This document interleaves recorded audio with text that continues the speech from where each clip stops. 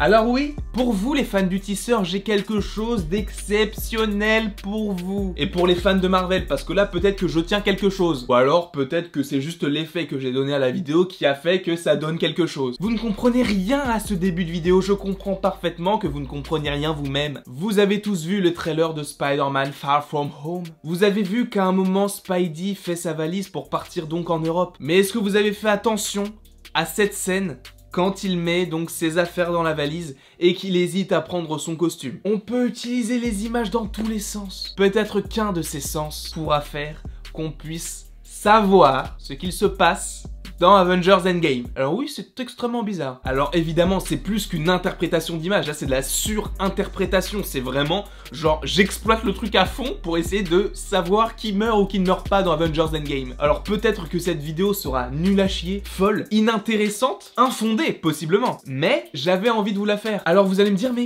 ça fait quasiment 1 minute là que tu nous casses les couilles. Alors déjà on va se calmer sur le vocabulaire, j'ai déjà précisé que je ne voulais pas de gros mots. Bref, mais ça fait quand même assez longtemps que tu nous tisses quelque chose mais tu nous expliques pas vraiment. Parce que là tu nous donnes des informations comme ça, on sait pas ce que ça veut dire. Je vais t'expliquer tout de suite. Là, tu vas juste mettre pause, ouvrir un nouvel onglet YouTube. Tu vas taper Spider-Man Far From Home, VO, parce que la VF est toute pourrie. Et tu vas regarder la bande-annonce en x0,5. Pour procéder à cela, vous allez donc dans l'onglet qui ressemble à un engrenage, vous cliquez dessus, ce sont les paramètres, vous cliquez sur vitesse et vous descendez à 0,5 et vous regardez donc ce passage logiquement au ralenti. Mettez pause, allez regarder, revenez sur la vidéo. Alors oui, peut-être qu'il y a des personnes qui m'ont écouté et qui ont ouvert l'onglet pour regarder la bande-annonce, mais dans le cas contraire, il me semble qu'il y a un gros pourcentage de personnes qui ne l'ont pas fait, et donc toi, là, oui toi, je suis quand même gentil parce que je vais te proposer l'extrait. Mais attention, la prochaine fois, je sévis. Moi, je suis un malade. Il faut pas me chercher, donc c'est la dernière fois, mon gars, c'est la dernière fois. Je vais te passer l'extrait, y a pas de souci. Hein?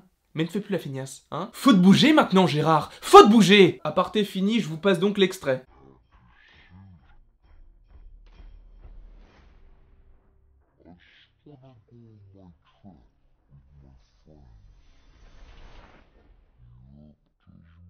Alors évidemment, en ralentissant l'extrait, on peut avoir beaucoup plus de suppositions. Mais en tout cas, si on prend cet extrait au ralenti, on sent à la fois de l'indécision de savoir s'il prend le costume ou pas, et c'est à ce moment-là qu'on va rentrer dans la surinterprétation. Pourquoi? Eh bien tout simplement parce qu'en fait, en regardant ces images, on peut donner n'importe quel sens à celle-ci. Et moi, j'ai décidé de mettre le sens suivant. Il regarde son costume assez longtemps, peut-être justement par rapport à de l'indécision. Est-ce qu'il doit être Spider-Man même à l'extérieur de son cocon? Cela peut être une des interprétations, mais il y en a d'autres évidemment. Il y a les vôtres et il y a aussi la mienne. Personnellement, je l'interprète comme Spider-Man qui regarde son costume en repensant à tout ce qu'il a vécu avec ce costume, en repensant peut-être à la personne qui l'a confectionné et qui ne semble pas être dans la bande-annonce de Spider-Man Far From Home, alors que c'est son mentor, ils ont une relation père-fils. Alors mon interprétation de la scène, c'est juste que Peter regarde le costume donc de Spider-Man en repensant à tout ce que cela lui évoque par rapport à tout ce qu'il a connu avec Tony Stark qui donc ne serait plus vivant et qui a vraiment envie de mettre un terme à sa carrière de Spider-Man de par tous les drames qu'il a connus dans l'épisode qui a précédé, c'est-à-dire Avengers Endgame. Évidemment c'est une grosse supposition, possiblement infondée, possiblement nulle, possiblement tout ce que vous voulez. Mais je me dis que j'y ai pensé, alors pourquoi ne pas vous la proposer? Après vous, je ne sais pas comment est-ce que vous interpréterez ce passage de la bande-annonce de Spider-Man Far From Home. Après,